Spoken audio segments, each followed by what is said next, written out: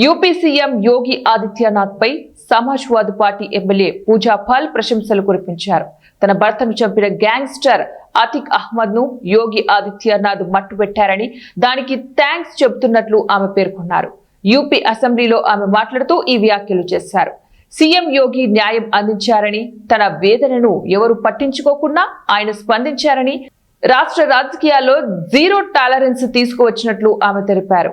Vision document 2047 పై ఆమె ప్రసంగించారు. తన భర్త రాజ్పాల్ ను ఎవరు మర్డర్ చేశారో ప్రతి ఒక్కరికి తెలుసునని, తనకు న్యాయం చేసిన సీఎం కు ధన్యవాదాలు చెబుతున్నట్లు ఆమె చెప్పారు.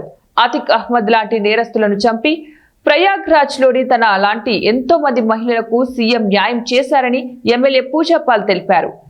బీఎస్పీకి చెందిన మాజీ ఎమ్మెల్యే రాజుపాల్ ను 2005 జనవరి 25వ తారీఖున హత్య చేశారు.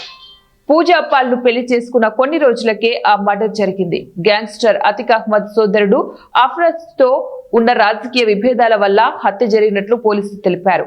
ప్రయాగ్రాజ్ వెస్ట్ సీట్ నుంచి ఉప ఎన్నికల్లో పోటీ చేసిన అష్రఫ్ ను రాజు ఓడించారు.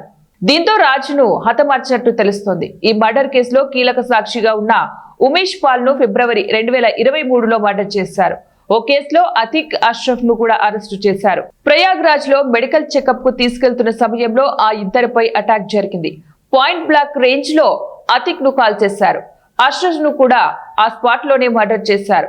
అతిక్ కుమారుడు అసద్ ను కూడా ఝాన్సీలో జరిగినటువంటి ఎన్కౌంటర్ లో చంపేశారు. మాజీ ఎమ్మెల్యే రాజు మర్డర్ కేసును 2016లో సిబిఐ విచారించింది.